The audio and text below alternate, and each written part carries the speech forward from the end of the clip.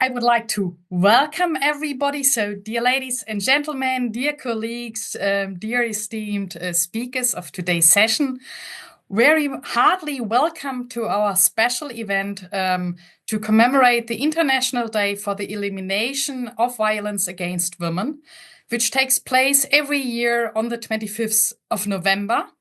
And this special day is actually followed then by a 10 days period of action called Orange the World. Gender-based violence is a pervasive problem that knows no borders, cuts across all cultures and socio-economic boundaries, and is impacting the life of millions of women and girls in every corner of the world. Let me share some global figures with you which explain why this day is so important. Globally, 1 in 3 women face physical or sexual abuse. And if we would include data on sexual harassment, this figure would be much higher. Most violence against women is committed by either the current or the former husband or the intimate partner. So more than 640 million women worldwide have been subjected to intimate partner violence. And globally, on average, more than 5 women or girls are killed every hour by someone in their own family. Though today we will talk about Ghana, violence is equally an issue in Germany or in other countries of the so-called global north. And just to provide also some figures from here, in Germany, a woman is killed basically every day, and this number has threefolded within just a few years. And every 3 minutes, a woman is experiencing some form of domestic violence also in Germany. So violence is really occurring across all income levels, all academic levels, and all nationalities. So it is not group specific as it sometimes might be stated.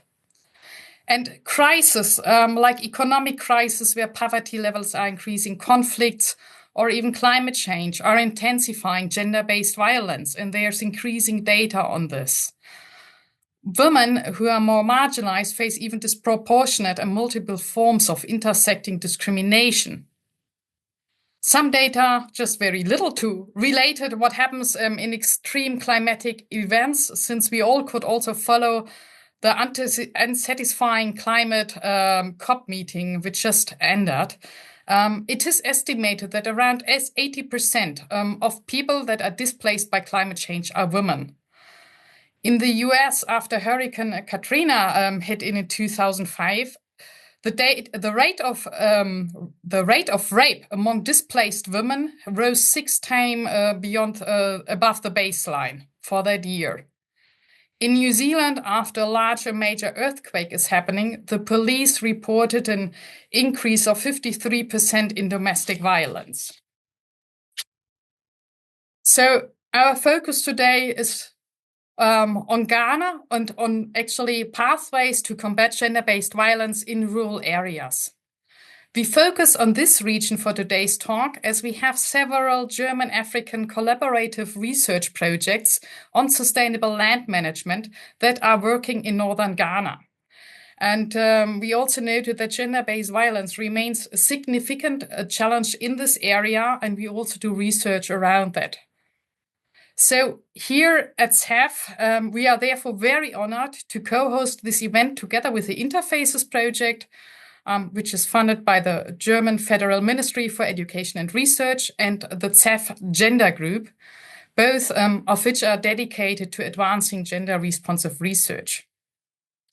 With me today, I have here 3 amazing speakers with us from science, policy, and practice in Ghana, who will share in the next 1.5 hours their insights and experiences.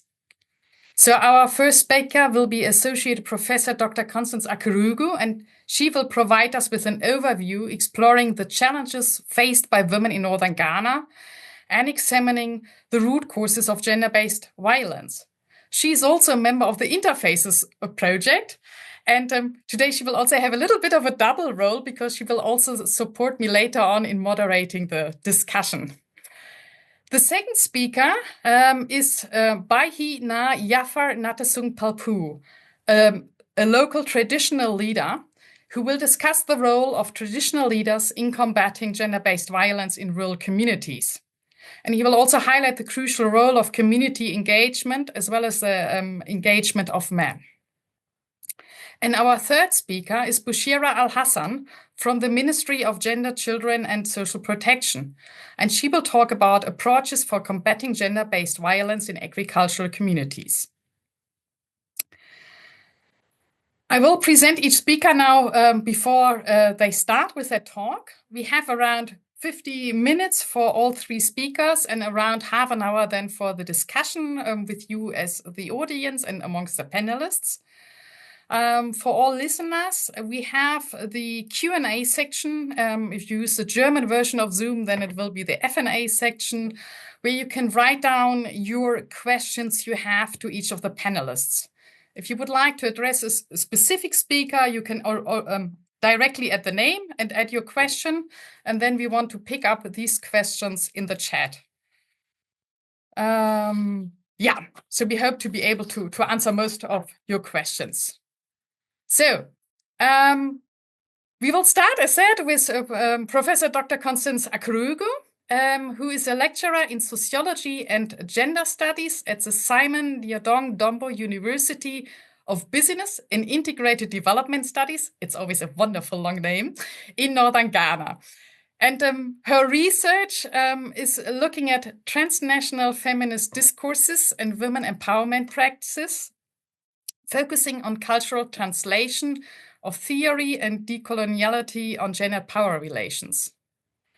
Specifically, she's interested in gender justice research and advocacy, gender-based violence, so she's our key expert on that, and gendered cultural practices in Ghana and sub-Saharan Africa. She also provides trainings on gender for national and international organizations, is involved in a lot of advocacy activities, and yeah, briefly to her background, she obtained her PhD in sociology from Newcastle University in the UK. Constance, you will set the scene. It's my big pleasure to welcome you again and honor that you can open the talk for now.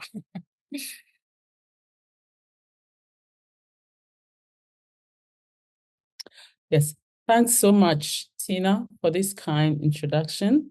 Let me add my voice to welcome all our esteemed speakers and also our participants to today's session on combating gender-based violence in rural settings in northern Ghana. So if you permit me, I will share my screen and then go on with the presentation. Yes.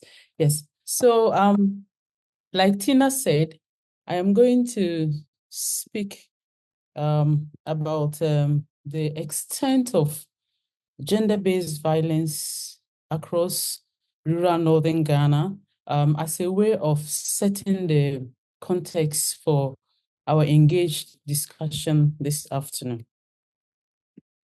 Yes, so this is a brief outline of my presentation this afternoon.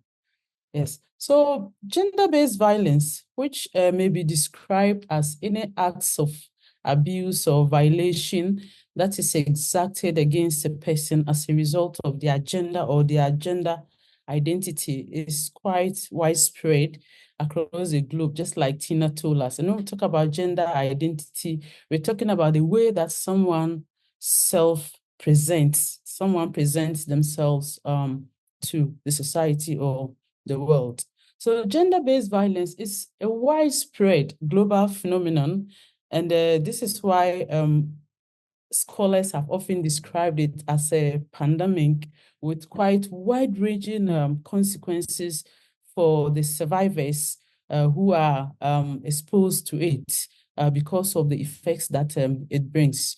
It is also a fundamental violation of women and girls and all the vulnerable groups of people who are at risk of gender-based violence, human rights, and it can be very life-threatening. Gender-based violence is closely linked with power dynamics. So it is able to thrive in a situation where there is unequal power relationship between the survivor and then the abuser as well. So because it is very much linked with power dynamics, women and vulnerable populations, older people, persons living with HIV, ethnic minority, and all of that are people who are predisposed to experiencing gender-based violence. So just like Tina said, across the globe, women will suffer gender-based violence just for being women. And this is not just a problem for us on the African continent or in Ghana or Northern Ghana. It is a global problem where there is unequal power relationship. Yes, but despite its widespread nature across the world, it is also a serious problem in the context of global South societies, such as Africa, Asia, Southern America, and all of that, and also in Ghana, because in these areas, we have very weak state legal institutions and frameworks for containing and also combating gender-based violence. Gender-based violence can have quite deleterious consequences against the survivors, including mental health issues, physical harm, sexual and health-related challenges. So this realization of the very many and varied consequences of gender-based violence led the World Health Organization to declare gender-based violence as a health problem that requires attention by all actors, individuals, state institutions, governments, development partners, and all of that. And to this effect, our task this afternoon is a contribution towards this agenda of combating gender-based violence across Northern Ghana and actually Africa at large. So in the context of Ghana, the statistics as documented are not very different from what Tina already mentioned to us globally, which is that it is said that 1 in 3 women will suffer some kind of sexual or physical violence from an intimate partner. But we also need to recognize that although these are averages, they also mask very important differences across the globe, but also especially for us in Ghana. This is because we live in a context where there are cultural beliefs and practices that are so tolerant of gender-based violence and therefore make it very difficult for survivors of gender-based violence to even, first of all, develop a critical attitude themselves towards the abuse that they go through. But also, gender-based violence is framed as a taboo topic that we should not talk about. So we have our traditional leader here, but Nvushia is also here. And we know that in our context, we are often told that a woman who is abused, even in marriage, is expected to show the family structures and elders respect by not speaking up against the violation that they are exposed to. So these are part of the reasons why I contend that the figures that we have here are a grave underestimate of the phenomenon of gender-based violence across Ghana. In terms of just buttressing this issue of the cultural norms, pervasive cultural norms that are tolerant of gender-based violence, my mind went to the work of Rosemary Ofe-Aboagye. It's been nearly 30 years ago, or just about 30 years ago, when she wrote that, you know, in the Ghanaian certain people do not talk about wife beating because it is seen as an acceptable part of the social mores of the community. So just like I said, we are expected to show the family structures respect and not talk about this here. So Ofe-Aboagye went on to call upon all of us to take action to combat gender-based violence. It is 30 years on, and we are still here grappling with gender-based violence in its various forms and dimensions against women and girls across Northern Ghana. Yes. So the problem of gender-based violence is a global matter. It is also a Ghanaian problem, but also there's another layer of complexity here. It is a problem that is also quite common and widespread across rural settings in northern Ghana. And gender relations across northern rural Ghana are quite complex in the sense that we live in an extremely male-dominated patriarchal area where women are often framed as subordinates, and women and girls are expected to occupy this kind of subordinate position. This is one of the complexities or the matters that complicate women's experiences of gender-based violence across northern Ghana. But also within this same context, we have a patrilineal system of inheritance, which means that property is often transferred from one male member of the patrilineage to another male member. And this has implications for women and girls' access to productive resources and to inheriting, for instance, access to productive land, to undertake agricultural activities, and also even inheriting property or animals like cattle, sheep, and all of that in the family.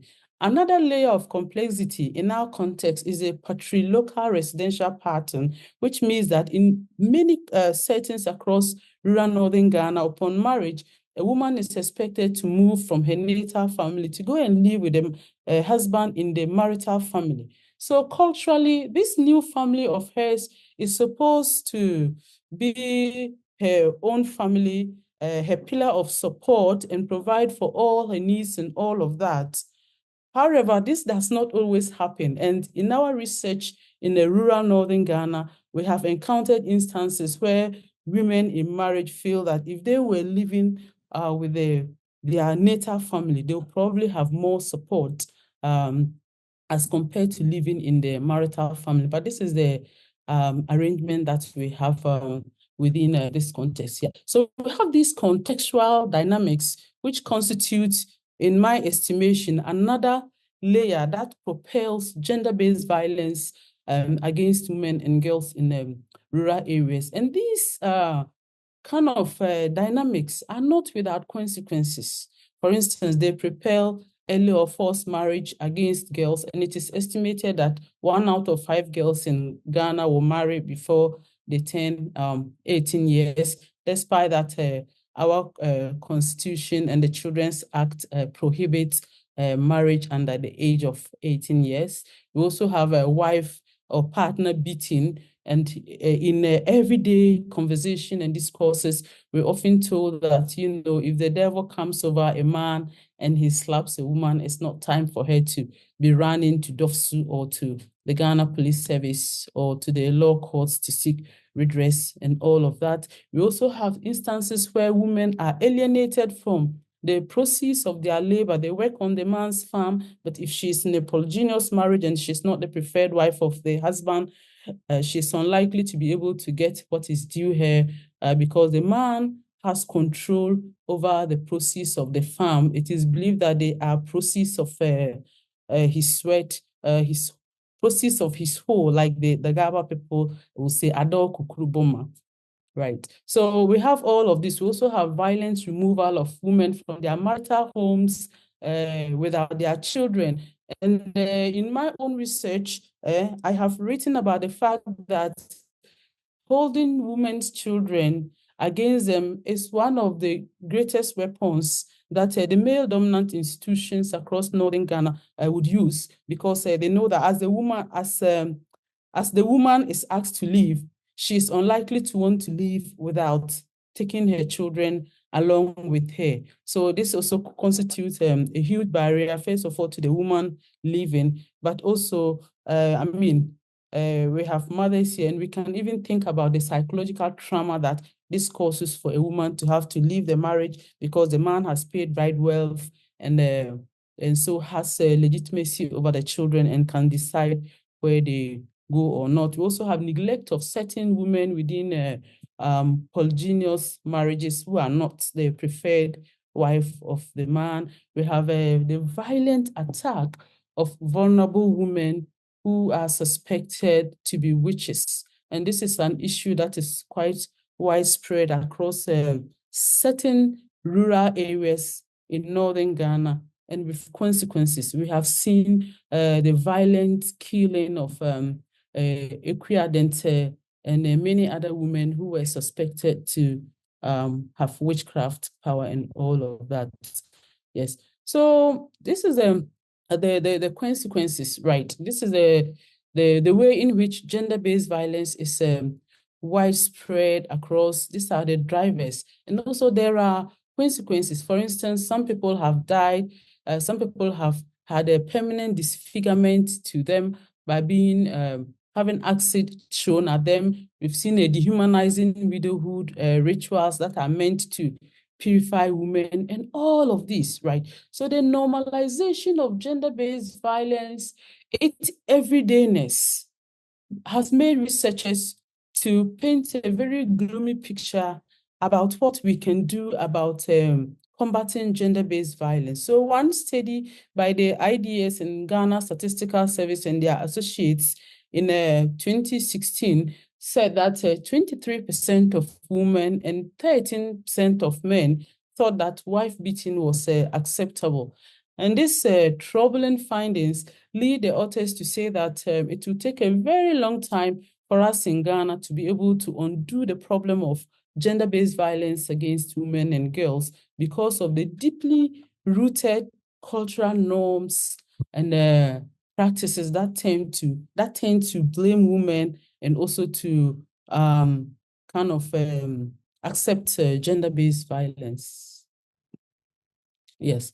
So like I started off by saying, so gender-based violence is a global phenomenon, but the extent and the figures and everything are quite dire if you come to places like Ghana and most parts of the global south, right? And this is because there are the legal institutions and frameworks. And our country, Ghana, often pride itself in being the gateway to Africa. And so we sign, even without reservations, all the United Nations conventions for human rights, for protecting women, empowering women, and all of that. For instance, Ghana acceded to the CEDAW, which is the Convention, the Elimination of Discrimination Against Women, in 1986.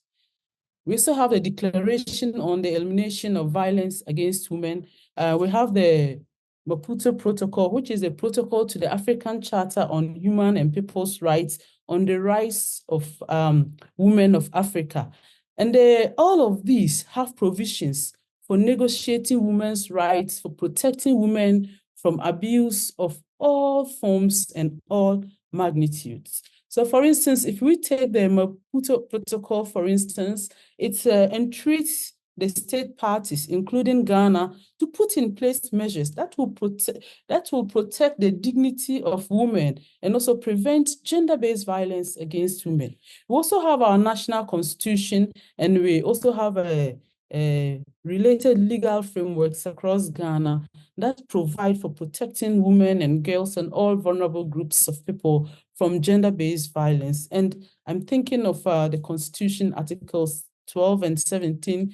We also have the Domestic Violence Act, which gave rise to the DOVS, the Domestic Violence and Victim Support Unit of the Ghana Police Service.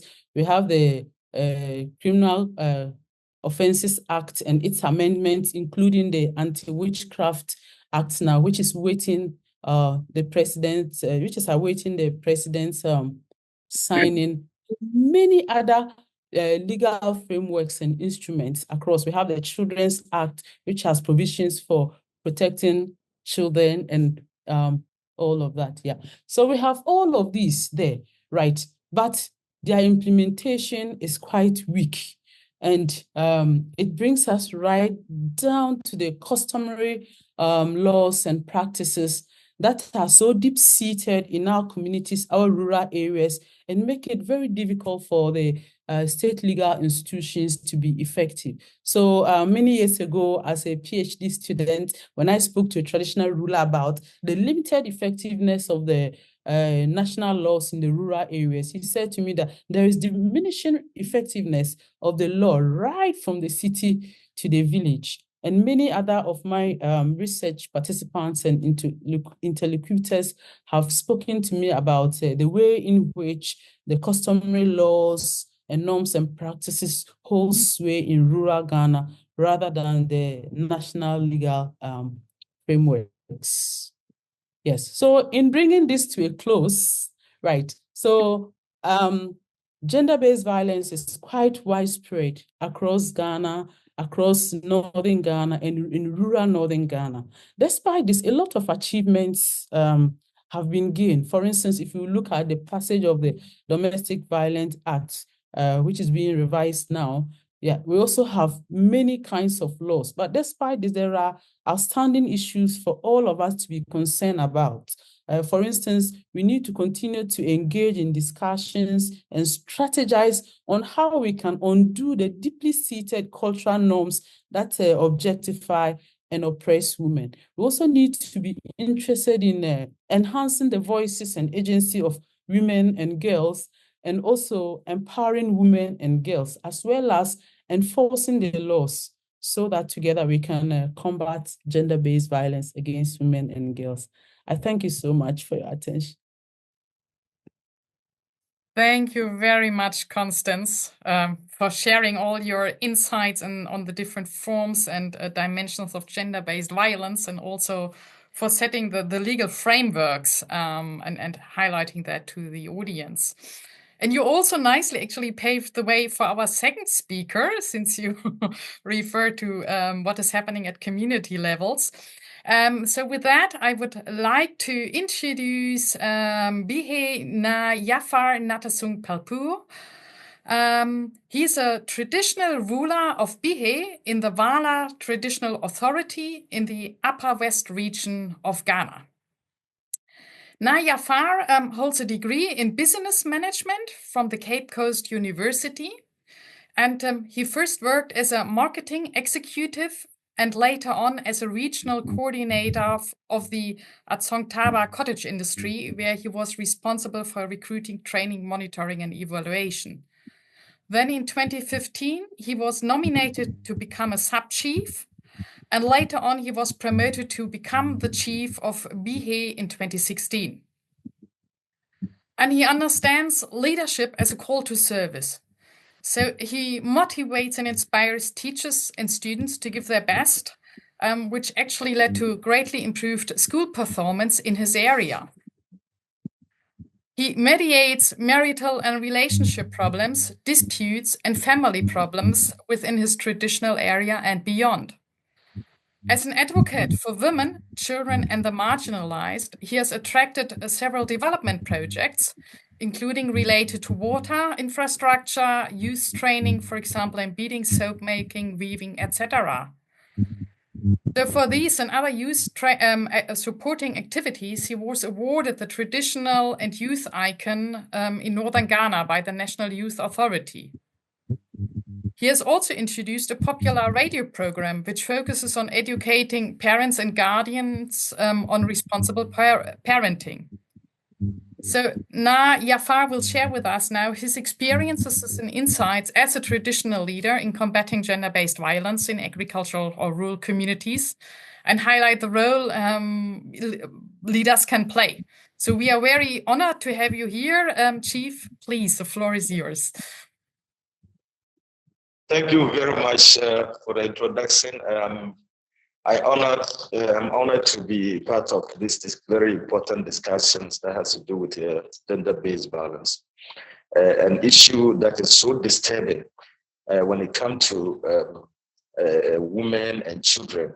Actually, we as traditional rulers have seen it a duty, a collective responsibility to make sure that we break the silence of gender-based violence.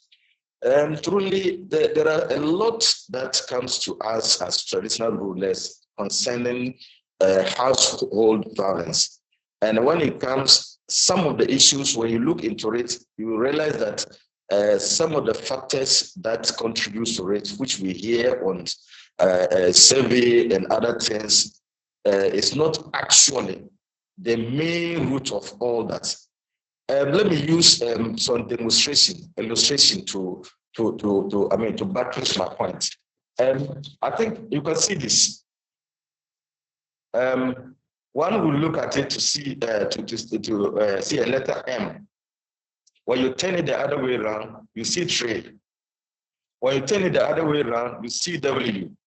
When you turn it the other way around, you see E. That is good.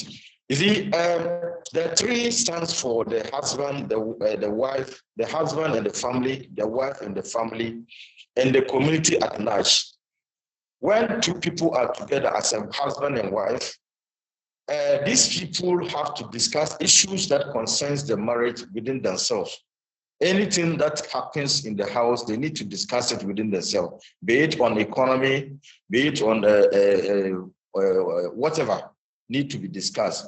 When it happens that the discussions about marriage are extended to the families, the decisions that the families come to affect the marriage, the ideas that we get from friends in the community, and then the comparison that we made with other people's homes and all that, give us a different view, different mindset on what actually is happening at home. So when we come back to home, we leave the main thing that is causing us and then bring in the foreign matters.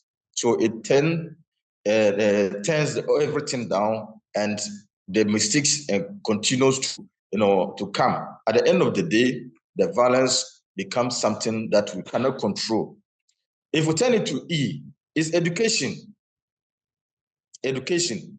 Where there's no education on matters of marriage, matters of gender equality, matters of fair and sharing, we have issues of that. We need so much education. You see, at the end, at the beginning of it, you are going into relationship, you don't know each other very well. You're supposed to understand that these are things that I don't want as a man, as a husband. You need to understand the things that the lady don't want as coming in to be as a wife. So the 2 of you have to understand each other very perfectly, and then know that your coming together is not the matter of between you and the husband. If we take our African marriage, our traditional marriage, our level, the community level, the 2 that comes together become one, and the families coming in become part of it. So become 2 families. And when the 2 families and they come together, we call it a family. That is one family. So where these people are coming together, you should understand that the particular family, their culture, their norms, their everything. You have to understand the other side to the side, things like that. Things that are not in line with their culture, social life, and all that. You need to understand them. And one also need to understand that the other side too. So if you see that it is fit, the 2 of you can come together, then you then move into marriage. But where this things lacks and they come in together, and at the end of the day, they start emerging, it become a problem for the family to understand. Then when you go back to the M is man and money. Men look at themselves as managers and heads of the family. They provide everything. They have the final say, and they have to be a head. Whatever that's transpired within the family and all that, it should be what they decide, which is very wrong. The decision should be collective decision. You listen to each other. One will bring the idea, the other will bring them together, then you look into it and then take what will be good for the family. But where the men see themselves as managers and fathers or whatever of the house, they take decision on their own. Like my sister said, you go to the farm, mostly the women work more than the men, if I may put it, because they go to the farm, and work, come back home, fetch water, cook, take care of your children. At the end of the day, they'll go to the bed with you. All these things is part of the working on the farm. But when the food are harvested and brought home, the woman has no decision to take on how to use it. Even if she wants to buy medicine, she can pick a bowl of males to go and sell without the man consent, which is wrong. So when things are of such are moving, it goes on to affect the relationship. On the other side, men see themselves as, like, you know, in our Muslim setup, we are allowed to marry more than 4 wives. But there is actually a close guidance that is, if you can afford and if you can take care of them all, love cannot be divided, like my sister said. You know, when they are together, at times you see that the sharing of the love becomes difficult. One of the women may capture the man in such a way that she will have control of the man than the other. And when it so happens like that, you have a problem between the women, and then the one that is not having that opportunity will tend to also defend herself and attempt to defend herself. Maybe she may be saying things that the man will not be happy with. Maybe she will not be responding to some of the demands of the man. And these are some of the things that we realize in that aspect. And then the money aspect of it, there is a problem of expectations that women, the demands that women have from men. A woman may be thinking of something that the man cannot provide. Their demands will exceed the expectations. I mean, the expectation of what do you call it? What the man can afford. Actually, let me put it that way. I am the man. I know my income. I go out and come with the little that I have, and this is what I can provide. But the woman needs something more than that. And when it is like that, you see that the woman will never appreciate anything the man is doing for the family. So when it is like that, at the end of the day, the woman will come fed up, be thinking of going in to marry additional wife who may come in to understand him. Very wrong that way. You don't know who is coming in, what behavior is also coming in with. So at the end of the day, these things would tend to be like a problem set up in the family, who's supposed to be solved, but difficult to solve. Let's come to the W. The W stands for women and our weakness. The women, normally, when they said women are enemies of themselves, I don't agree with that. But in a way, when you look at this in other corners, you see that it's similar to that.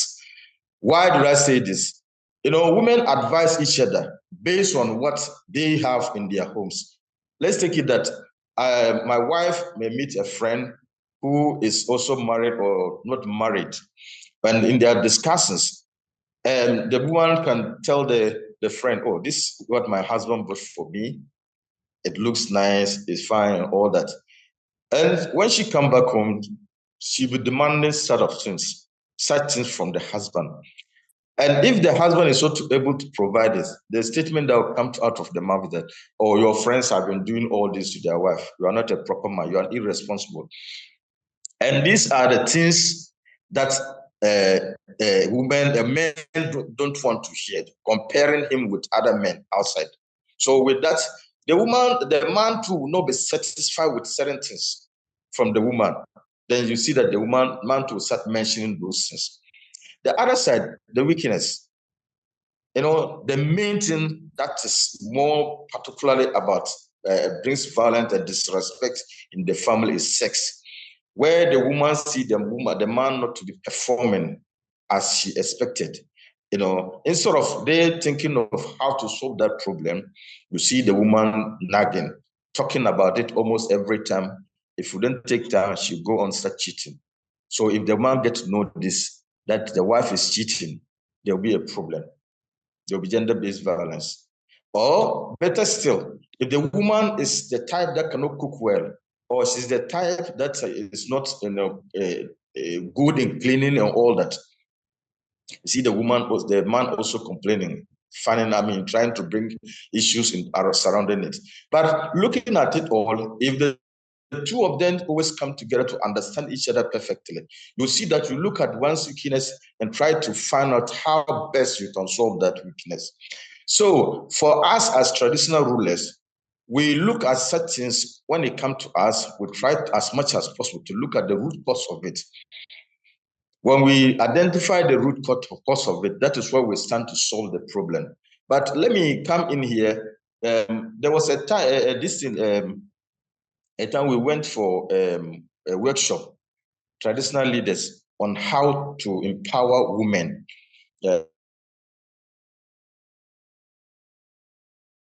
In our communities.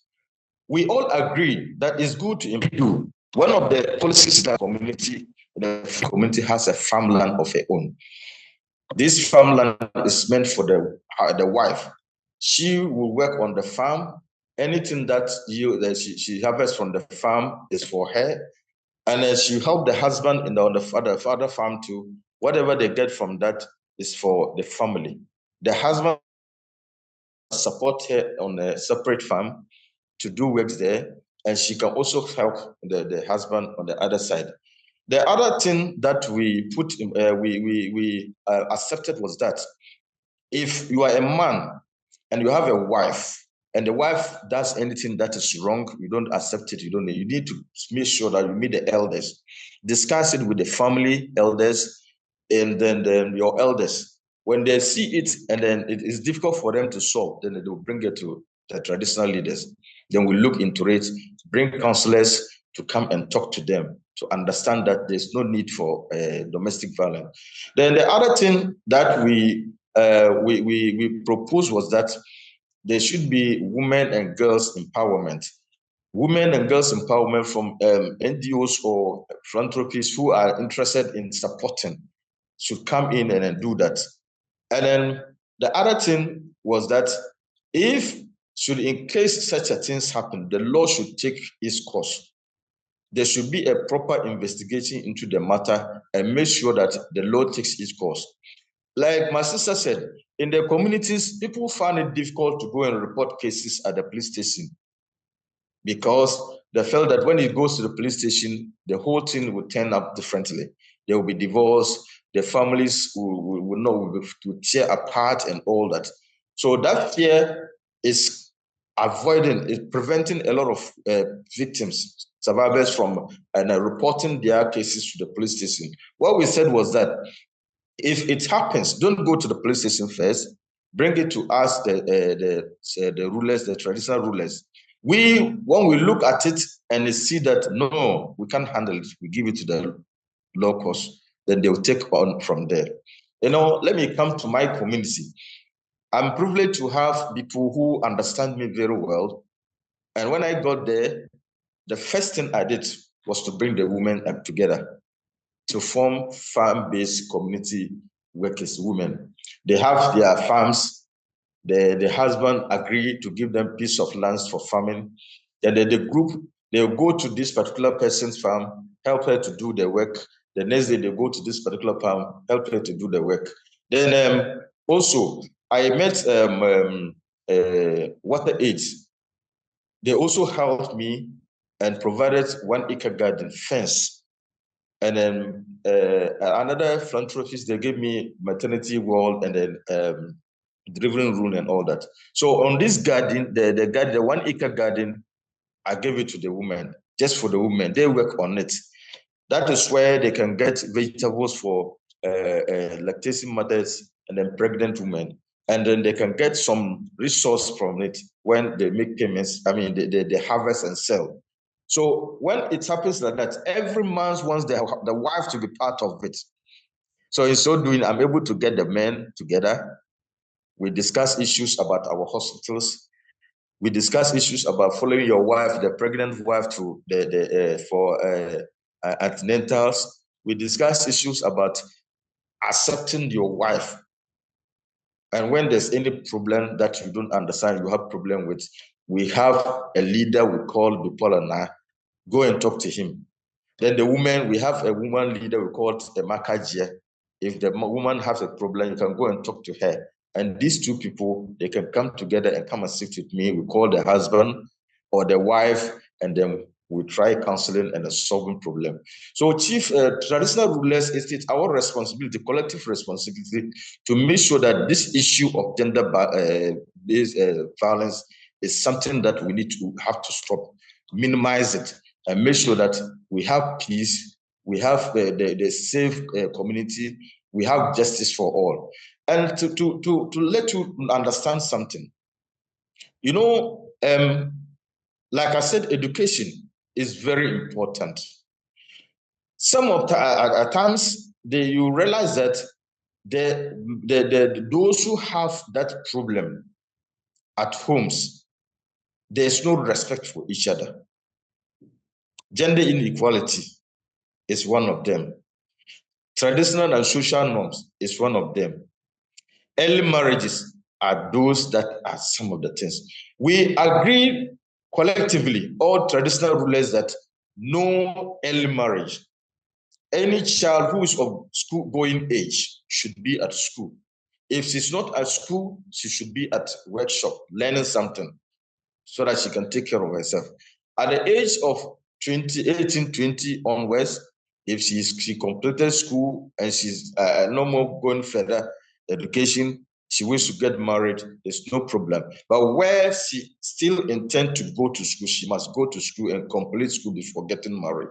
And the second thing is, if she's learning a job, she must complete the job, get her certificate, get a setup before she got married.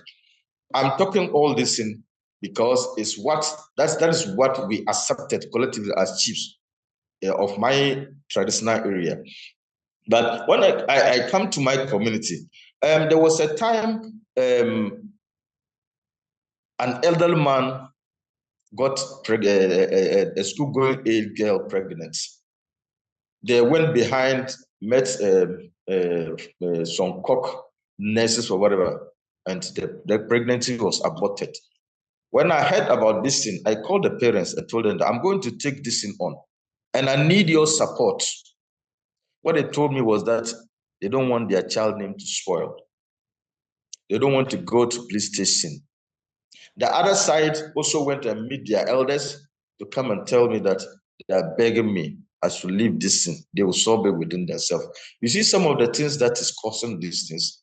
This allows others to also go and do. Assuming this man was to be taken on, and then the law enforcement, use laws on him, punish him severely, it will scare other people.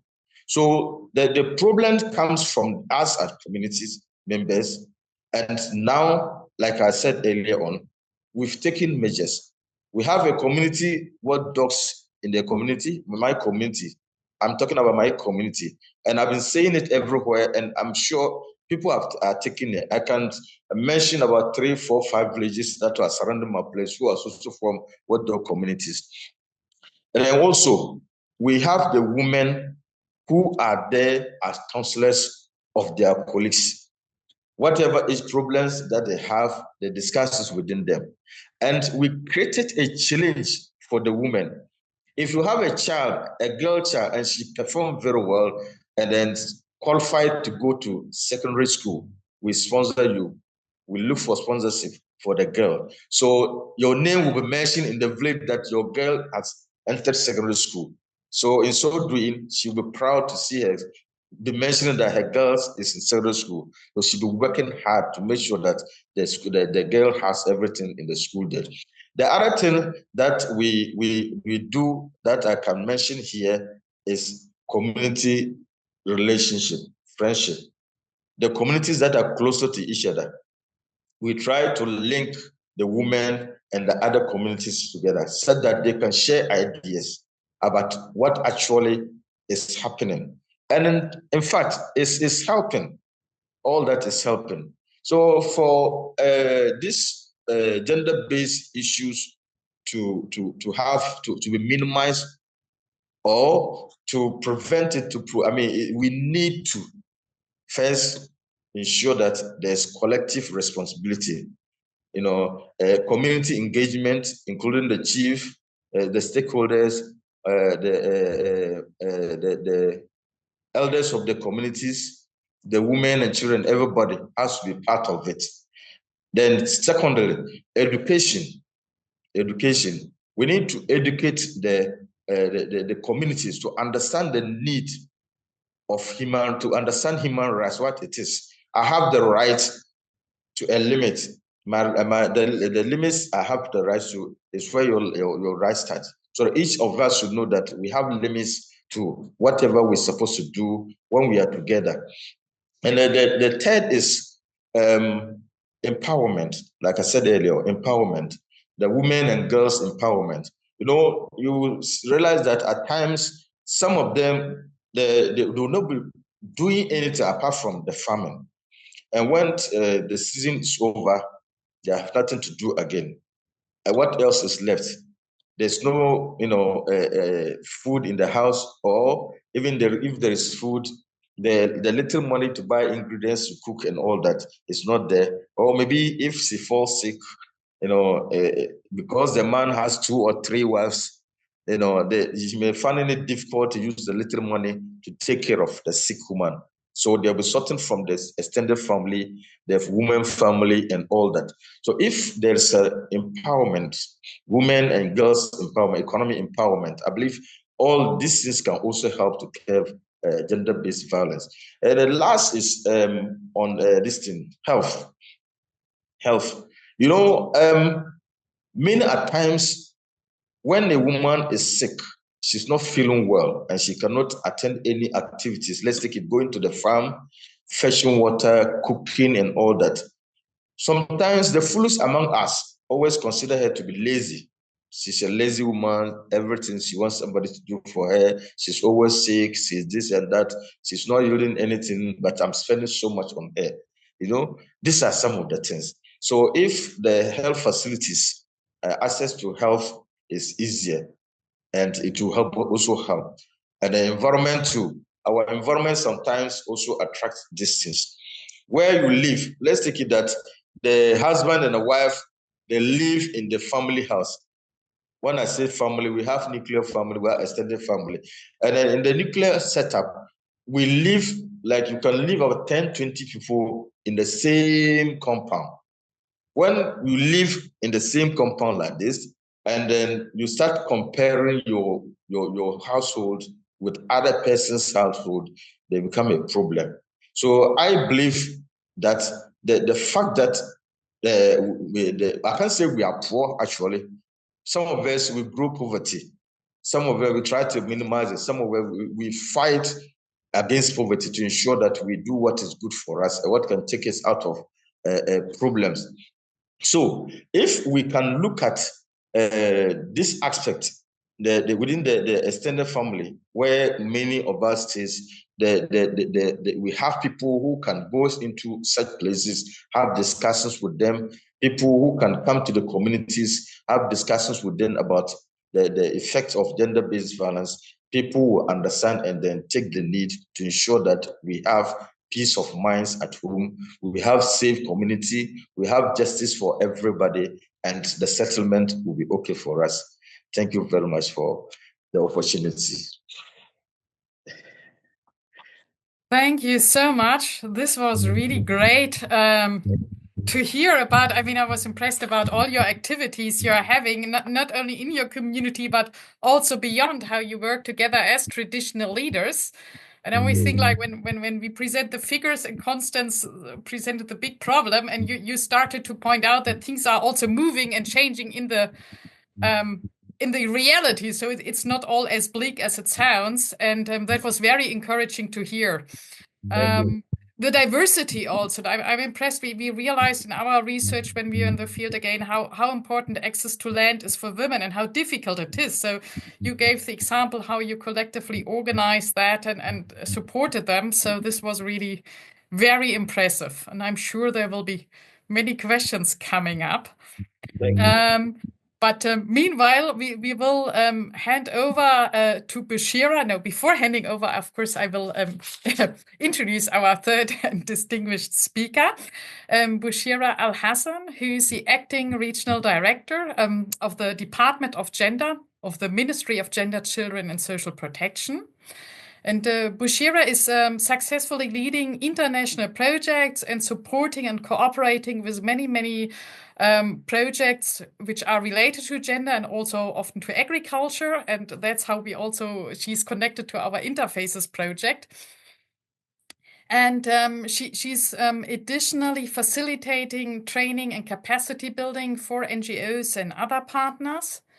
She's very active in several gender networks and instituted the Regional Gender Support Network to share ideas amongst various stakeholders, harmonize ideas, and coordinate activities that all work around the area of gender and women empowerment.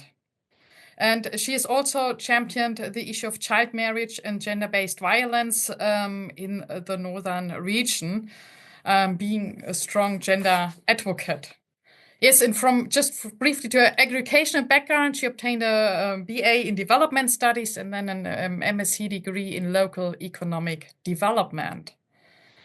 And Bushira, we are very much then looking forward to hearing your insights about complementing, I think, what the traditional chief said, what policy and projects are doing to combat gender-based violence in rural communities. And the floor is yours. Okay, thank you very much, everyone. I'm also grateful to be part of this discussion today. And before I start, I want to bring you greetings from the Ministry of Gender, Children and Social Protection in Ghana here. The ministry is launched the celebration today in Accra with a route march to create awareness of the day and also to further advocate to end gender-based violence. And so we are asking for a united force to end gender-based violence in all its forms. So thank you so much. And then we would look at some approaches to combating gender-based violence. Okay. So I would want to skip some of my slides because Prof and Chief have already spoken about them, looking at what gender-based violence is, looking at some of the effects. And so I will touch briefly on some of the effects, then I'll just move to approaches that we can adopt to address gender-based violence.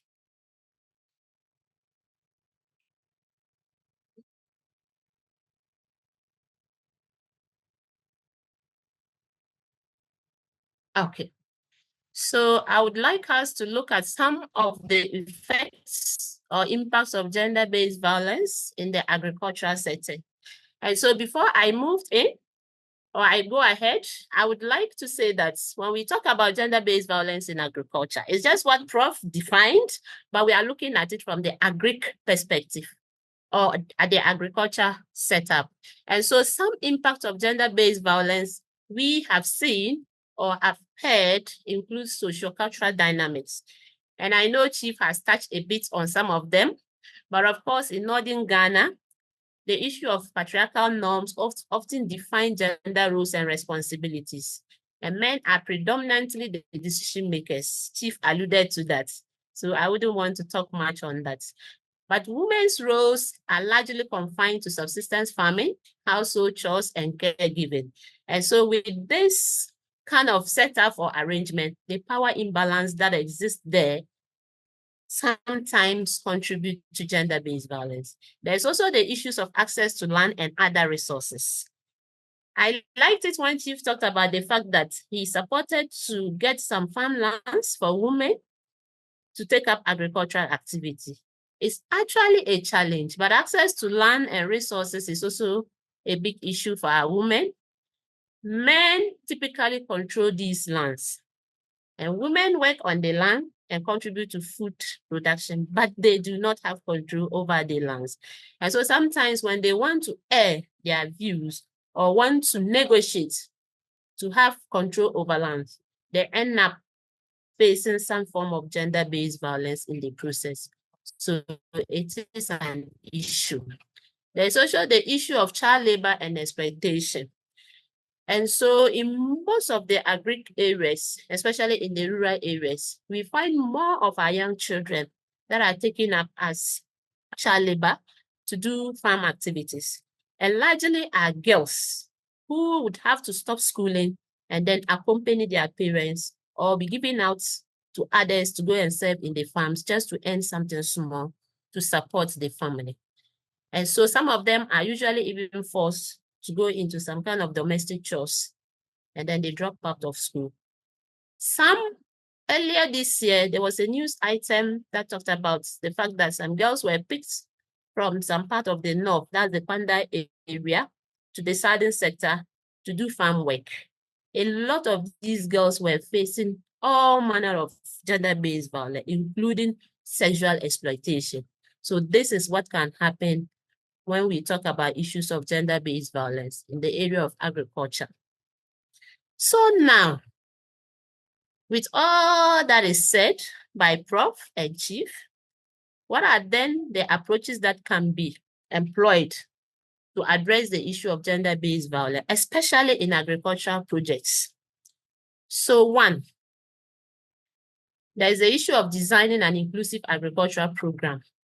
And so in designing any agricultural program, the goal should be to ensure that women and men benefit equally from such programs and have equal opportunities to contribute to the benefits of the project. And so what do we mean? Every project has a designing stage. So in the designing stage of the project, it is important to understand the roles, the needs, and challenges faced by women and men. So then you'll be able to come out with interventions that will best address the needs of both sexes, that is men and women. You come out with a wholesale project, and at the end of the day, one sector of the population will be benefiting. Then the second one has to do with, or following up from the issue on design, has to do with making sure and deliberate efforts to include women in decision, in leadership, and in planning. And so when they have, when women take part in this process, mind you, most of our rural women, they have large or great understanding of agriculture and what goes into agriculture. And they know some of the best practices that they can deploy to make their agriculture activities very successful. But mostly they are not involved in the planning stage. And so when you involve them in the planning stage, it will help address some of the gaps that are in when it comes to designing. And at the end of the day, implementation will be easy for the project. We also need to integrate gender training, especially for the project staff, because they are the frontliners when it comes to the implementation of the project, and they interface with the beneficiaries of the project. And so when they are trained on how to combat gender-based violence or how to identify and address issues of gender-based violence in project implementation, it will also go a long way to address the issue of gender-based violence when it comes to agri interventions or agri projects. And why did I say this? We have a project that is currently ongoing in Northern region. Okay, let me say Northern Ghana, because it's in about 3 regions of the North. We call it the MIDA Grow 2 projects, Growing Rural Opportunities for Women. And so in this project, we have the gender component that is looking at all interventions that seek to address gender issues in the project implementation. And gender-based violence is one key component that the project seeks to address. And so in this aspect, we train community members on issues of gender-based violence. We train the project staff to be able to address issues of violence on the ground when they go down to do implementation. And so this is key in ensuring a successful agricultural project. The next approach has to do with the issue of land rights and access to resources. This is one challenge that is faced by women when it comes to their participation in agriculture, especially those are women in the rural areas. And so with this, the goal is to address the economic and social factors that contribute to gender-based violence, such as women limited access to land and then resources. So in pursuing this, there is the need to come out with an approach that will advocate for women's land rights and ensure that women have access to land and the legal ability to inherit land and own properties. And so with this one again, our traditional authorities, our landowners, they have a key role to play in this, because usually Our women come from families where majority of them do not have access to land. And so when they want to go into agriculture, they have limited access to land. And some would even make the argument that the few lands that they get are usually the unfertile one.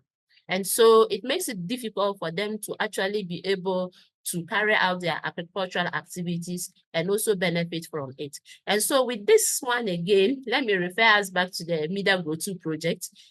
That again, the departments in collaboration with the project, we also identify traditional authorities and engage with them to support women have access to land.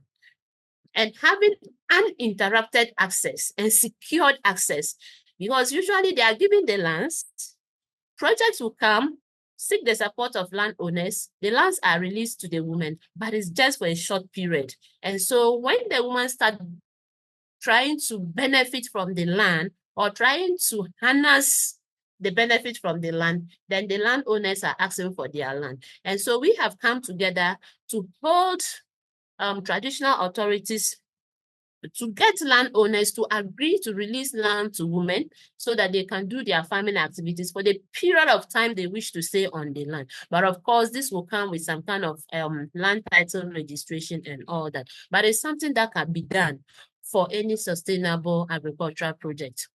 There's also the need to implement joint land titles where both spouses are listed on the land document. So the wife knows that this land belongs to myself and my husband, and then they will be able to utilize the land the way they like. Why do I say this? In most of our rural communities, some husbands would allocate lands to their wives. They are on the land farming. Just for a short period, she loses her husband. And before she realizes, a family member or a relative come to ask for the land back because she's not a member of their family. And the fact that the husband was on the land with her and he's no more, it means she doesn't have rights to be on the land any longer. And so in coming up with our agri interventions, there's the need for us to come out with initiatives like this so that we will get spouses to agree to be on one land and the land is registered in both names. And when you even want to talk about the new Land Act in Ghana, it says that any land that belongs to a spouse, it means both parties or both spouse should have their name on the land so that it becomes the family property. So for instance, if I buy a land and I'm registering it, I should register it with my husband or with the name of my husband, and so with my husband. And so if we are able to do this, we would be securing land for women to be able to take up their agricultural activities without any interruption. This also calls for promoting financial independence through women access to agricultural loans, credits, and savings groups.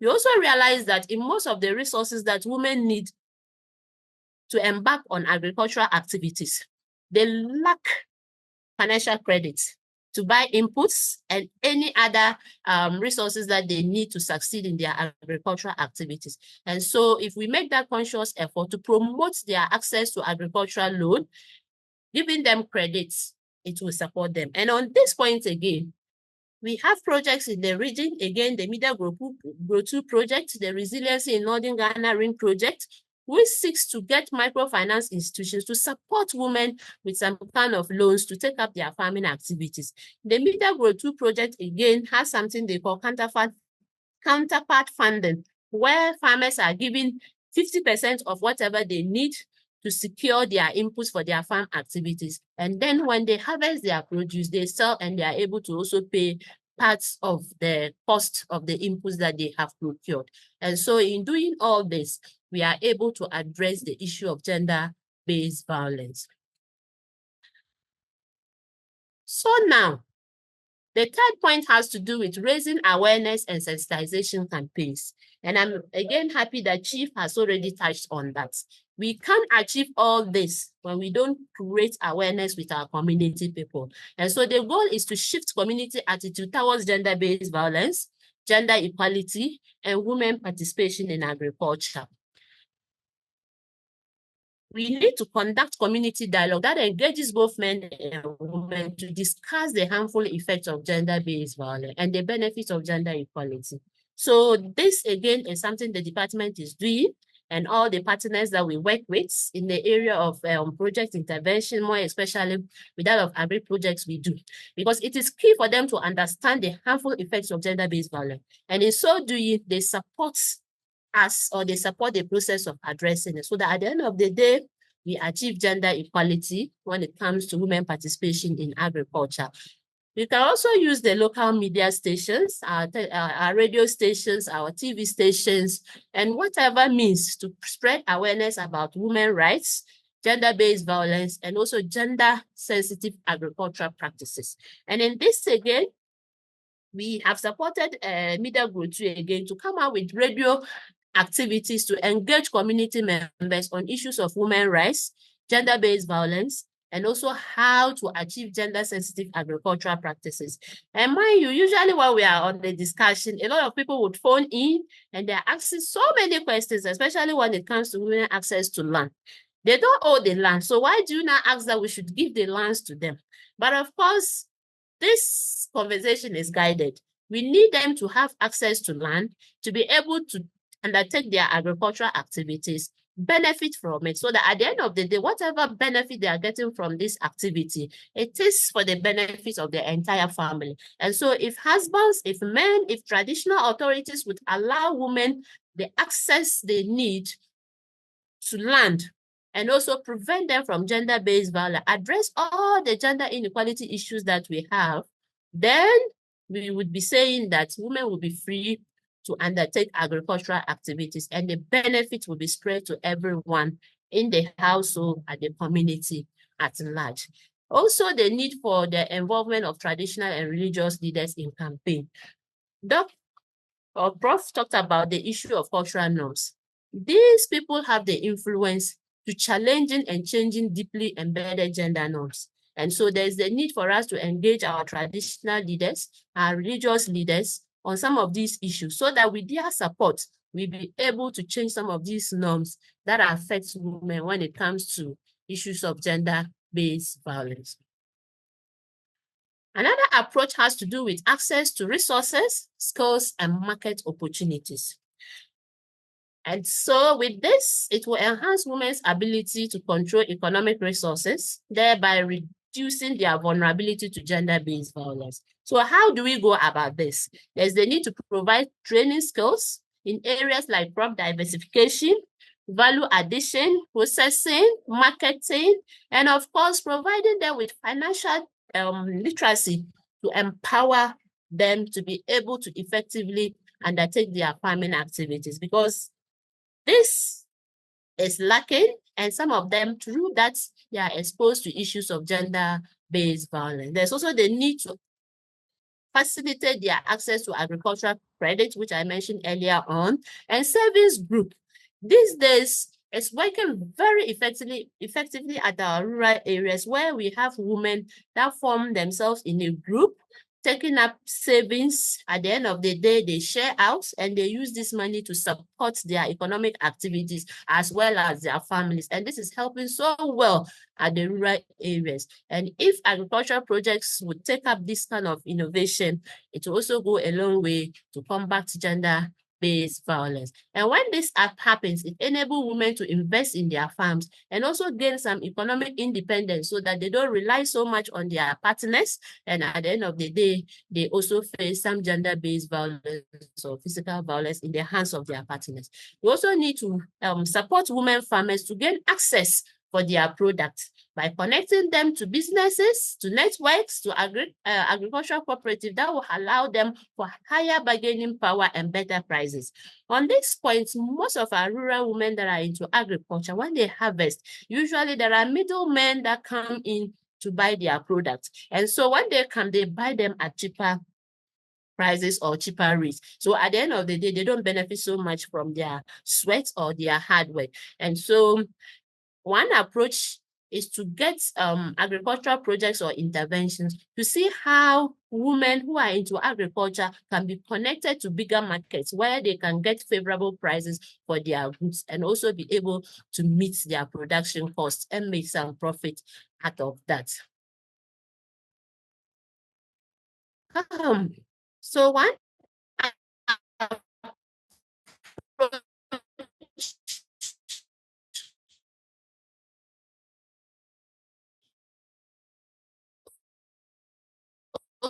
also has to do with strengthening women's role in decision-making, agriculture, and their family matters, where we talk about women having, and so when we are able to do this, it will reduce the likelihood of economic and domestic abuse that women go through. And so how do we go about this? We need to ensure women have a seat at the table when it comes to agricultural cooperatives, community meetings, and also their participation in local governance structure, where they would have their voices heard on issues that matter to them. There's also the need for access to agricultural credits, which I talked on earlier on, but more importantly, to promote shared decision-making between spouses, especially regarding agricultural planning, income management, and the distribution of household labor or household chores. And this, again, can be done through our gender model family, where we have the family trained as gender models, which in a way is trying to promote women participation in decision-making, because now they are one unit and they share in every decision that affects the family. And then they would be able to take meaningful decisions on issues that matter to them, more especially when it comes to agricultural planning, how to manage their income, and how to share in the household chores. Because in doing more of these household chores, sometimes issues arise and it will result in gender-based violence, where women will be psychologically or physically abused for trying to complain that they are tired and all that. And so when we are able to strengthen their role in decision-making, we would be combating gender-based violence. Another important approach has to do with legal literacy and access to justice. When we are able to do this, we empower women to understand and exercise their rights, particularly in cases of gender-based violence. At the community level, this is very difficult for women to do. It's very difficult for women to come out and report issues that affect them. And like Prof and Chief mentioned earlier, they keep it to themselves and they would not like to report. When they even mention it to someone and you want to spearhead the process of reporting, they tell you, we don't want it to get to the legal agencies, or you shouldn't report it to the police. And so how do we achieve this? We need to train women on their legal rights, including property rights, inheritance rights, and also protection against gender-based violence under our local and national laws. And Prof have mentioned some of these laws in her presentation. We also need to establish legal aid services to support women in seeking justice when they experience gender-based violence, particularly in rural and remote areas. And so this again is something agri-projects can adopt, so that we have such legal aid services at the community level to support address these issues. And again, let me mention that the Ministry of Gender, with support from GIZ, have also trained some community people to serve as legal paralegals to support address some of these issues, because it's difficult to have them come out to the law enforcement agencies or institutions like ours to report. But with these people around them or with them at the community level, it's easy for them to report to them and be able to get justice at the end of the day. We also need to work with local authorities and police to improve their response to gender-based violence cases, ensuring that agricultural projects have systems in place to report and address violence. And so in any project that we are bringing up, we should be mindful of the fact that when they come and report, it shouldn't just end there. You take them through all these processes, they now understand the issues. When it happens and they report, then we sit on it. There's the need for us to improve our response mechanism, and we can also have designated places at the community level where women or victims of gender-based violence can report their cases. And let me also add that there's a project which is also winding up in Northern Region. We call it the We Act project. It's Women Economic Transformation for Collective Women Economic Advancement for Collective Transformation. It's such a long name, sorry. Yes, so in these projects, they also train some community members who serve as legal literacy volunteers, who educate these women on some of these gender-based violence issues, gender inequality, women rights issues, and they also serve as their mouthpiece when there's a case and they need to report. And so these are some of the innovations that we can employ in implementing agricultural-related projects and addressing issues of gender-based violence. Also, there's a need for safe reporting mechanisms. In taking them through all this, it will still be difficult for people to want to come out to report cases of gender-based violence. So we need to have a safe reporting mechanism which will ensure that survivors of gender-based violence have safe and confidential ways to report incidents without fear of retaliation or stigma, because this is at the community level. And mind you, community members see themselves as one people. And I remember earlier in Chief's submission, he talked about the fact that someone impregnated a girl, he wanted to interfere, and they were like, no, we can handle this and all that. So they see themselves as one people. And so when someone comes out to report and the surety is not there for the safety and confidentiality of the person, it will become an issue. And so how do we go about this? We establish safe spaces and reporting systems within agricultural cooperatives or community centers where women can report gender-based violence incidents privately and without fear of exposure. We also need to train our community-based organization and extension workers or agents to recognize signs of gender-based violence and provide appropriate support and referral systems for them. And so talking about creating the safe space and reporting system, the ministry has a hotline where we usually share with community people. If you don't have such safe space at the community level, you can report it to the ministry's hotline, and then we take it up and then come down to your community level to address the issue. And so we share this hotline with them. We also have the Orange Support Center hotline, which was put together by UNFPA, which also receive cases of gender-based violence and also support address them. So these are all reporting mechanisms or systems that we can employ to support our community members when it comes to issues of gender-based violence, and of course, addressing gender-based violence in agriculture at the rural areas. And so this is what I have, but as a way of conclusion, I want to say that addressing gender-based violence in agricultural projects require a multifaceted approach that combines community engagement, legal advocacy, economic empowerment, and gender-sensitive project design. And by focusing on both prevention and responsive measures, agricultural projects can not only combat GBV, but also create more inclusive and productive environment that benefit the entire community. So we should ensure that women have equal access to resources, opportunities, and support systems.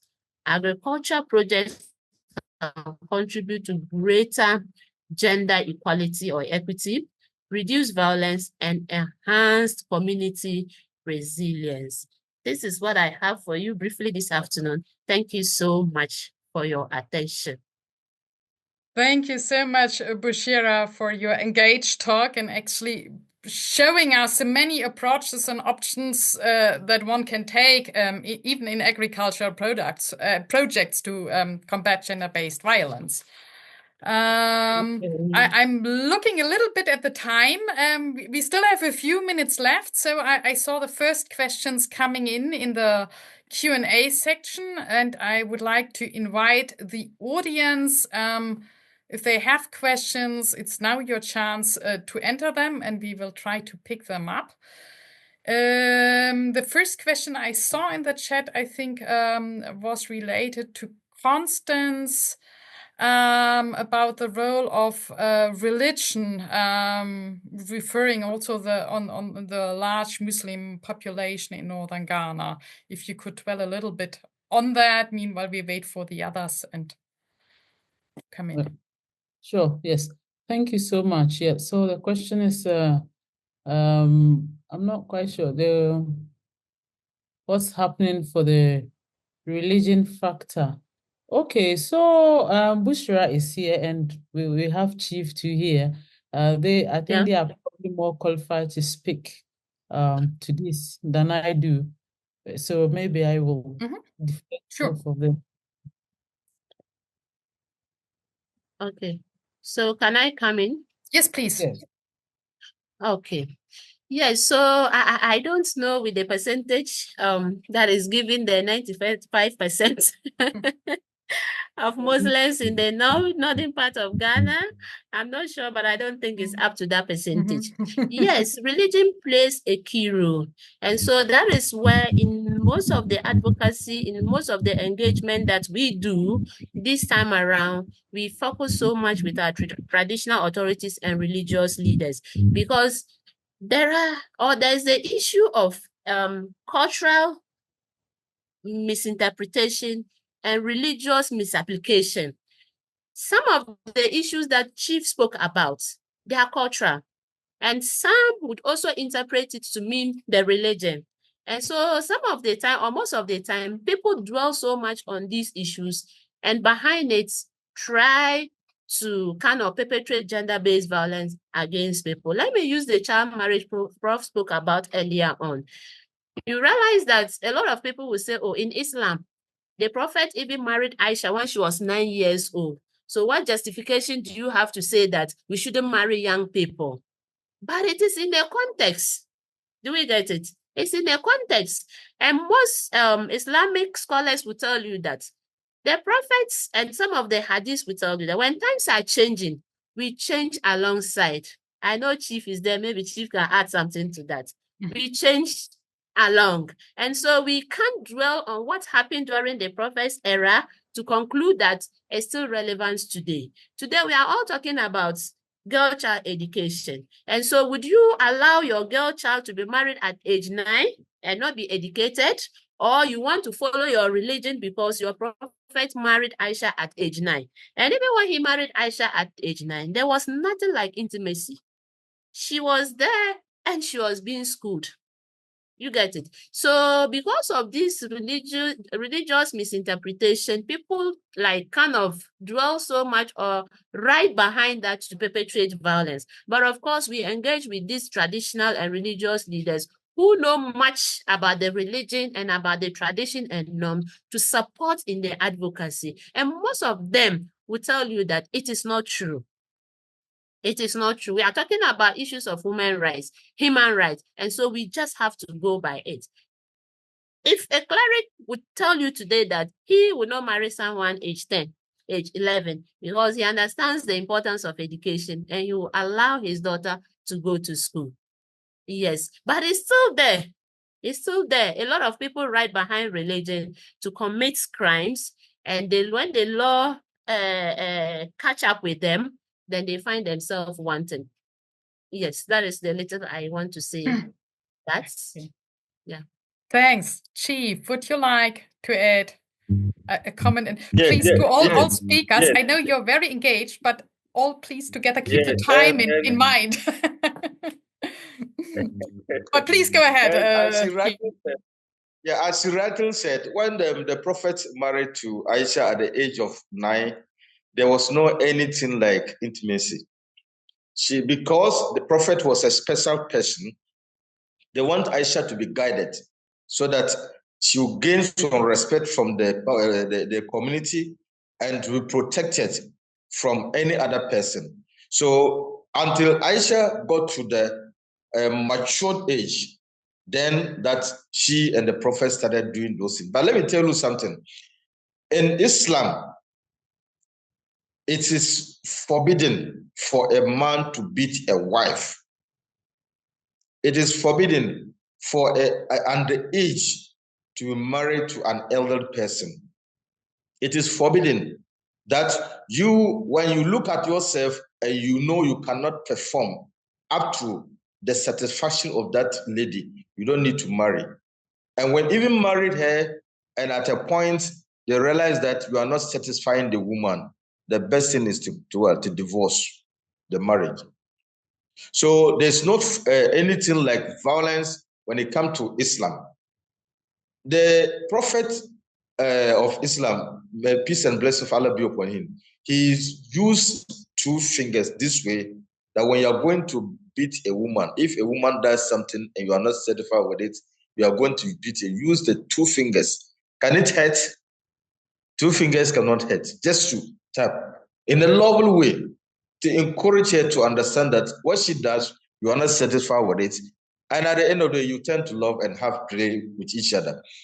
Beating a woman to sustain injury and to cause damage on her, or to create some physical, psychological, emotional, trauma on her is un-Islamic.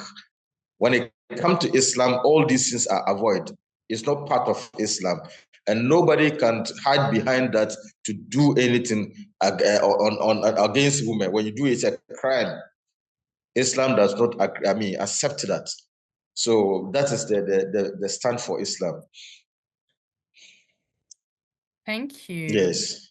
I would have a question first to you, but I think Bachira can also answer that. Chief, you said, I mean, you're very active as traditional leader, and you also work together with other leaders. But how can we reach in other regions more traditional leaders? What are your pathways? Is it like one-to-one discussions, or how do we create more people like you who become more role models? Yeah. People have interest, and anytime we gather, we are together, we try talking to educate and let them understand that chieftaincy is not about sitting at their home waiting for people to bring things for you to. No. Go out yourself, understand what is happening in the community, go outside the world, pick things that can support the community, then you bring them in. Collectively, you all understand what is best for you, then you go through it. So in getting more people to understand this role and to play it is an easy thing. And I believe people, like I said earlier on, some of the things, when you implement it and it works, people tend to copy that. And I'm encouraged by those who are seeing this and they are moving towards that. Let me tell you one other thing that I have forgotten. There was a time a land was given to a particular woman to start doing her farm on her own. And it so happened that the confusion came into the marriage, as the husband was saying that he's no more interested in the woman. But the woman says she will not leave, she'll be in the village to take care of the children. But the man was demanding, like my sister said, after the death of the man, one of the family members was demanding that the woman vacate from the farmland. This was something we said, no, we will not agree on that. So like he said, she has educated me in some area that we should always prepare documents with the name of the woman and the man and the witnesses to show that actually this land was given to this woman and the children. And we should add the children, because at times the problem here is that when you give the land to the woman as a family land, she owns it. Some will say, what about when the woman divorces and she's going to the family? Can she go and marry to a different man whilst owning the land in the rival's home? No, people said they will not agree with that. So now we are looking at things if actually the marriage is there, is broken, and then the woman has children, the children are there and the land is for them. That is their mother's property. They can inherit it. The husband can still work on it. If the children are up to, are matured and they can own that land and work on it. So these are some of the things that I'm taking from Bachira. And I believe she's been from North here. We all been from North here. We'll sit down together and then gather these things and then see how best we can implement it. It's very important for us to meet the traditional leaders. Let's get them, involve them. The opinion leaders in the communities. Like I said, the Makajiers, the youth leaders. They are the people that can help the traditional rulers and then the NGOs or that wants to support to make sure that this particular issue is no more. I believe when all of us come together collectively and to move, people will understand something and they will work on that, and all these things will be understood. There will be peace in the community. Yeah. Okay, thanks a lot. Questions are coming in. There is one again for you, Steve. There are actually three in one question. I try to summarize a little bit. I think the question refers whether you can, if you have more thoughts to eliminate actually the culture or change the cultural norms that give grounds for gender-based violence. You talked about marriage counseling, but I think the question refers to if you do anything in addition, and how do you engage men to also support women on gender equality? And the last question would be, when victims report to traditional leaders, how do you ensure that the perpetrators are punished?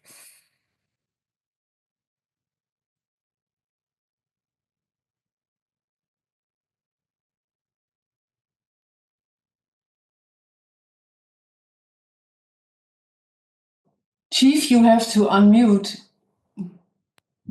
Yes, can you hear me? Yes.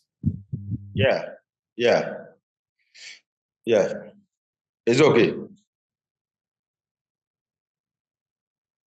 Please go on, Chief. All right. Thank you very much.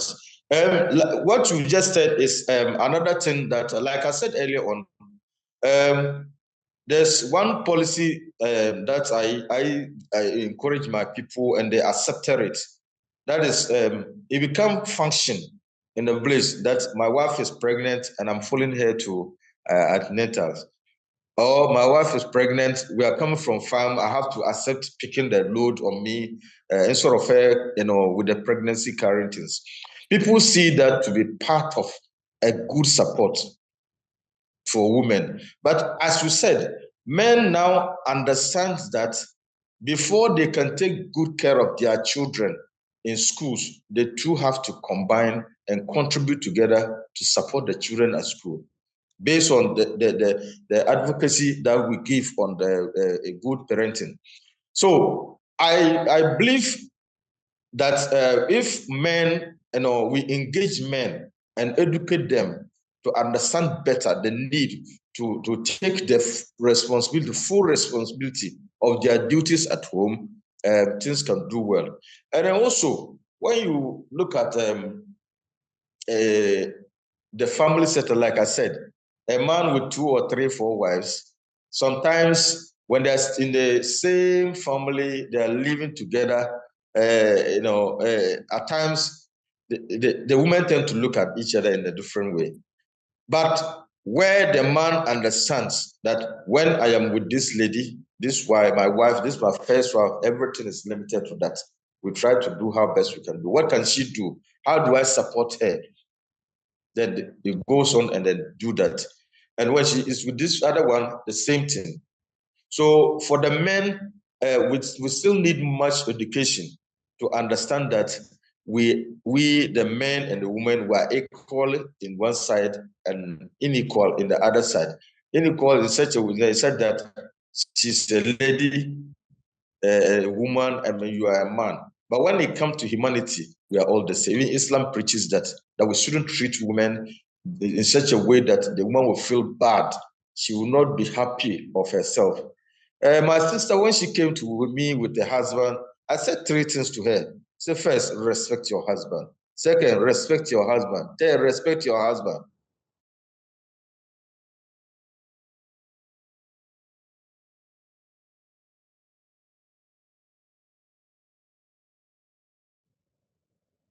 Oh, it seems we have lost you. Then I tell the husband, follow your wife. So they were all happy, husband and wife, or they should give respect to each other, follow each other. I think with all that, men will still understand that no, they have lapses somewhere, and when they learn from that, they can implement it and there will be peace at home. Yeah. The next question was? I think about punishment of perpetrators when they are reported to you. Good. Yes. Actually, when it comes to us as traditional rulers, I'll use another scenario. There was a day I was called at 11 p.m. at night. And then that man is quarreling with the wife, throwing her things away. And the woman, they have 6 children. So they have to come and help them. If not, the man is saying that the woman will not enter the house where they stay again. So in fact, and that the distance was was not, I couldn't able to get there that night actually. But I called and asked somebody to give the phone to the man. Please, this is Dihena. I'm pleading with you to allow the woman to sleep for tomorrow. I'll come there. So the woman understood and I allowed the woman to enter. So when I got there the following morning, I sat them down, asked, what is the problem? The man narrated his side of story. The woman also narrated her side of story. I advised them. The next time I summoned them. When they came, I used the previous what do you call it, statement that they gave me, individual, and what happens now. And imagine, this man was wanting to marry a different woman, but has no that capacity to do that. She tells her to be a girlfriend, and he can bring this girlfriend to the marital home where the wife and the children stay. So the question was, do you still love your wife? He said yes. For the children, they are your children. If you say yes, go and then look for a place for your wife. Rent a place for her. If you want you and your girlfriend to be coming here, rent a place, apartment for your wife and the children. They will stay there. If you want to bring that lady there, she'll come and stay there. But we don't want any disturbance on your wife. Or you go and rent somewhere for that lady and then leave where your wife and children stay for your wife. We don't want to ever hear that the woman, that lady comes in. But one, you have defaulted. You beat your wife, you throw her out of the room, you traumatize the children. One, you have to apologize to your wife. That is one. Second, and the apology should be something, you have to give her something that she will appreciate. So on that note, we took 500 Ghana cedis from him, given to the wife. Then the second thing, he apologized to the wife and then pledged that she will never do that again. So when he come to us, we put stringent measures on the man to make sure that he has some pain out of it. So if he does that again, and what we finally told was that if it so happens again, it means you don't respect us. And if you don't respect us, I myself have to take you to police. I'll report you and they'll take on you. There was another thing. The lady is she was learning job, and then this man who has 2 wives got her pregnant. So when they brought the case to me, but then the man had tried to abort the pregnancy. Chief. And in my community, Chief. Yeah. Just a second. Tina, may I suggest that we ask people if they wanted to go or want to stay so that we can continue, but we can close because of the time. Well, I see people dropping slowly out, but maybe we continue for 5 minutes. For those who want to stay, are most welcome to stay, and then we come to an end. Yes, you're right, Constance, and maybe you answered 2 questions in the chat. I don't know if you briefly want to summarize here your answer, and then we can give briefly the word to Beuchelt, and then we close. What about that? Okay. Yeah, so Chief, you can finish up. I just want to make that announcement because we are 15 minutes. Thank you. When this case was brought to me, what we did was that the unborn child, we don't know whether they'll give birth to him or her at the time you will be alive. The man has to bring in a cow meant for the unborn child. And then also, he has to agree that the woman, the lady continues with her training, and she has to take care of the woman, the lady in her training. she has to take care of the transportation, everything. And then when the lady gave birth, she has to either marry her or compensate her. That was what we did on that. So when anything of such comes to us, we make sure that there's a punishment that can scare other people. Thank you very much. Thank you. Constance, over to you. You're still muted. Yeah, thank you. Yes, thanks so much, Chief, for all the elaborations. Yes, so there was a question about creating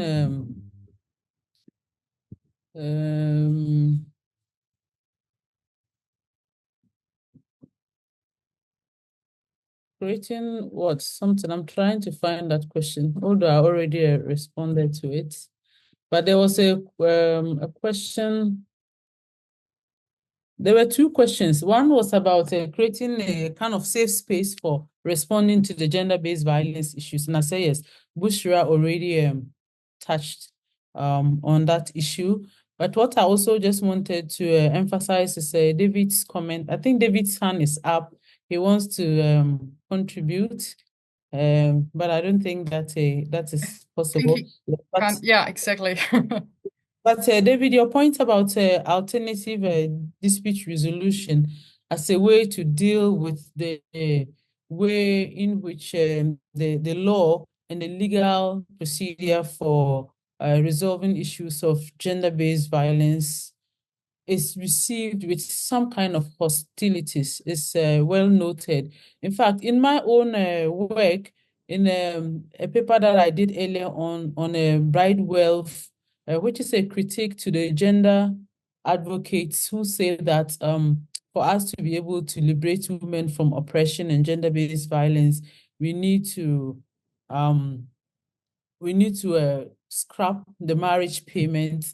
My response to them in that paper is that, that is not entirely going to solve the problem. Yes, I agree that, there is a certain negative connotation associated with going to the police, going to the courts to seek redress when a woman has been abused. But then, like Chief said, the traditional institution before the arrival of the colonial administration was such a very strong institution that was the basis for resolving abuse of all kinds and injustices. And I think in Chief's presentation, he talked about some of this, even currently what the traditional leaders are doing. So this is actually a very important way, but also I take your point that we can explore the alternative dispute resolution in terms of fighting gender-based violence rather than always referring people to the courts or the domestic violence and victim support or Ghana Police Service. So I'll hand over to you, Bushira, if you wanted to respond to any of the questions or the closing remarks. And I would have otherwise, Sure. you feel free to respond. I was wondering also, Bushira, I wanted to ask you, in addition, what we as researchers maybe could do differently to raise more awareness, because you mentioned so many things that can be done in development projects. But then when I look at many projects, they are not done. So, I mean, you have the ideas, and then I wonder what we can do differently, maybe as NGOs or researchers. Should we do more awareness raising sessions amongst, research or development community, not so much, not only in villages, but outside? If you could share some of your thoughts, how we can strengthen to implement that, what you have suggested, in addition to everything else, of course. Thanks. Okay. Thank you very much. So I just want to add to Prof's response on the issue of the ADR. Yes, I do strongly agree with Dr. David on that. And so the Ministry of Gender, like I mentioned earlier on, we have come out with something we call paralegals, where we train community people on all the laws of the country and how to mediate on cases of gender-based violence and other abuses at the community level. But of course, we are also mindful of such cases that are criminal. For instance, defilement, rape. A paralegal cannot handle such a case. that has to be referred to the law enforcement agency. And it didn't end there. We have also trained market women. You know, most of these issues, women sit together, they talk about it, I won't report and all that. So how can we have that issue addressed even at the market square? So we have identified market leaders.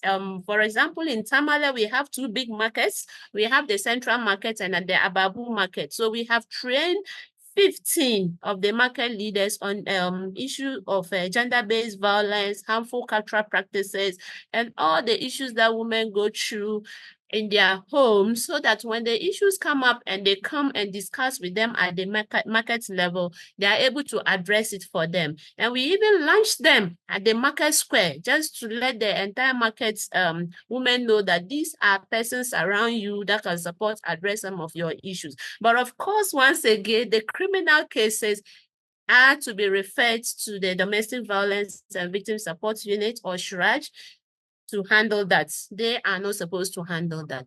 And so one other aspect on the issue of training men, I saw that it was part of Chief's questions, talking about engaging men on issues of gender equality.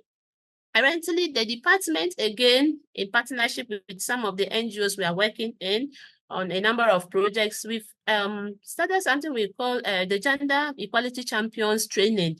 This is just targeting only men at the community level. We train them on all the issues of gender equality, women's rights, women empowerment. It's a whole manual that we developed with Mida Grow 2 project, and we are engaging men. And so now what it is that at the community level, these champions are the ones engaging their peers and other groups at the community to educate them on issues of gender inequalities, gender-based violence, and all the issues that we are battling with. Because leaving everything to us alone, we wouldn't be able to do it. Resources will not permit us to be in every community. Even if it is a project, it has a lifespan.